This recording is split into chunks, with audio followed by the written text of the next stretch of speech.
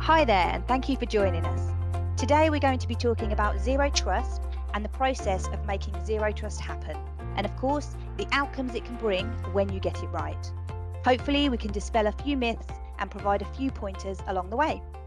My name is Carrie Remington, and I'm your host today, and we will be joined by Tim Ryan, our Senior Product Manager for Product Data Cloud and Security, and James Booker, our Specialist Sales Engineering Manager and a familiar face for those that followed our SD-WAN Insider series. So let's crack on. Tim, to start, can you explain a bit about what Zero Trust actually is?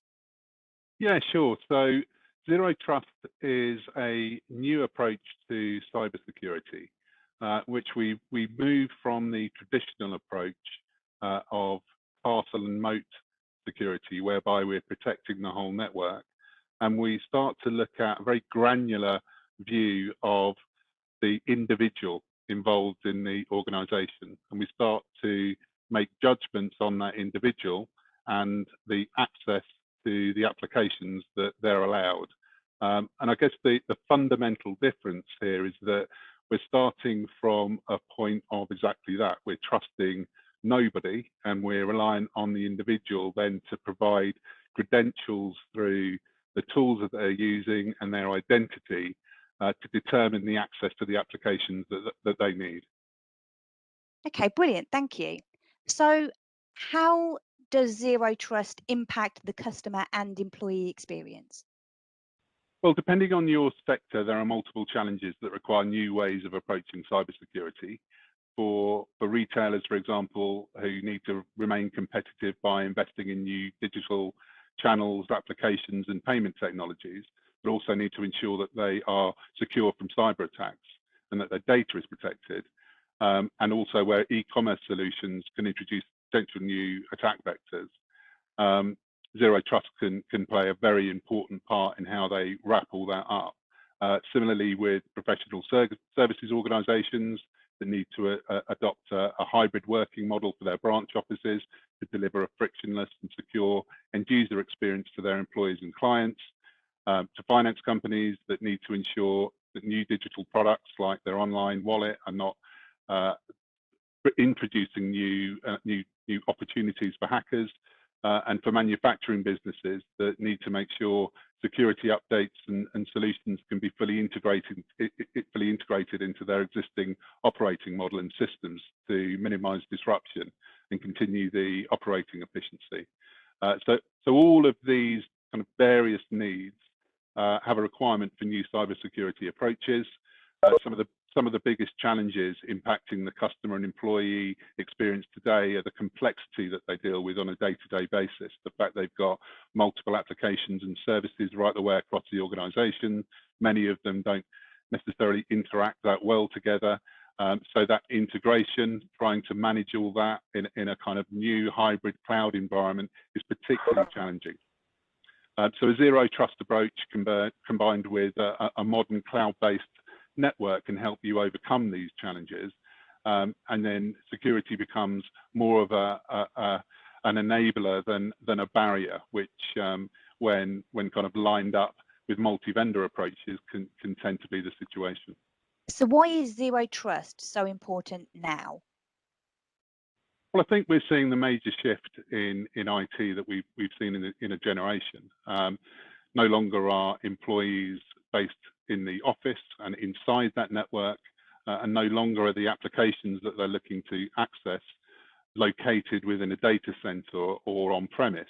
So the shift of the employees outside, the move of the applications to the cloud, just means that the traditional approach where we were protecting everything inside a network is no longer relevant because the applications aren't there and the users aren't there. So you end up in a situation where you're creating a false environment, moving the security to an edge of a network that employees no longer reside on. So Zero Trust enables you to take a different approach and then maneuver the security closer to the applications in the cloud, and also then treat every individual based on their credentials, no matter whether they're in the network or outside of that environment. Thanks, Tim. So would you mind explaining a little bit about how companies would go about buying Zero Trust? Zero Trust isn't a thing, it's more of a continuous evolution.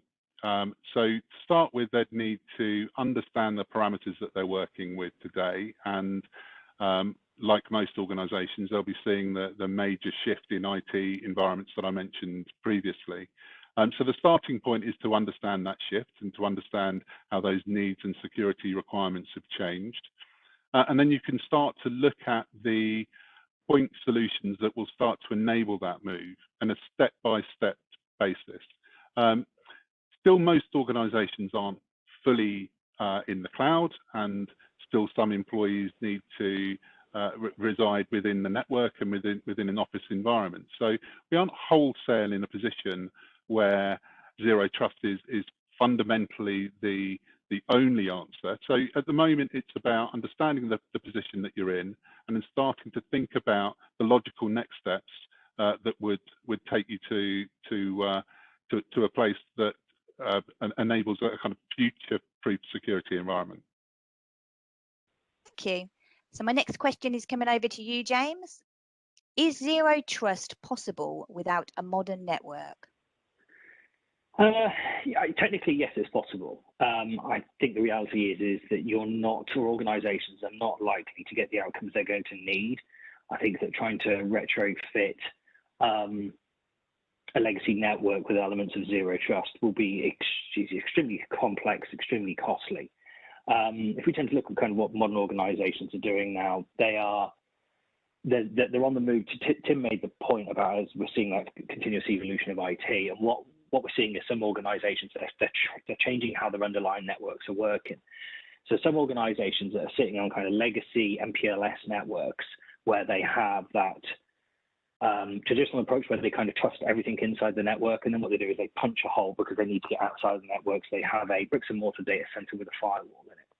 If we then we look at the drive to cloud, and we look at certainly things like Office 365 and software as a service.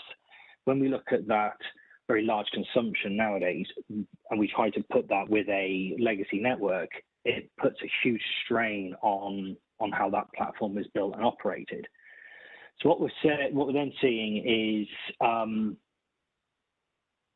top of that, organizations don't want their staff just sitting in their offices anymore. We're seeing people on the move. So people can work from home. People are much more mobile nowadays. And if you ever want to, if you wanted a lens or a focus, we could just look at the pandemic and see how pretty much overnight an entire working population pretty much stopped going into the office and all had to work from home. And what we as an organization saw is some organizations responded very, very well to that. And those are the organizations that were already on that move towards a cloud-based networking and the adoption of Zero Trust principles. Organizations that hadn't done it, they really, really struggled.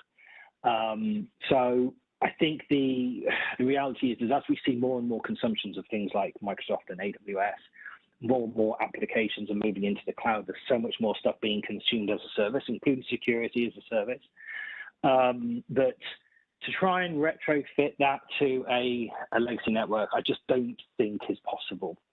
I would never say you can't do it, because we could, but I think it's going to be costly. It's going to be difficult, and actually, it doesn't make a lot of sense. You'd be better off going, okay, we know that this is the principle we want to adhere to, so let's look at the underlying network.